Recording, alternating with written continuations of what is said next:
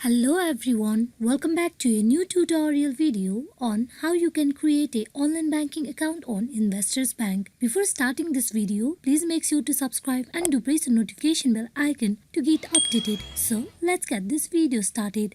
First of all, you need to open any web browser on your PC as I am using a Microsoft Edge for this. Now go in for new tab and search in for a investorsbank.com and press enter. At the official web page of Investors Bank, you can see the option of sign in on the top right side. You click on it. Here you will see the login form page where you need to provide your username and password. Then click on login where you will get directly logged in into your online banking account of Investors Bank. As we are going to get a new register, you need to click on the link given, that is Enroll.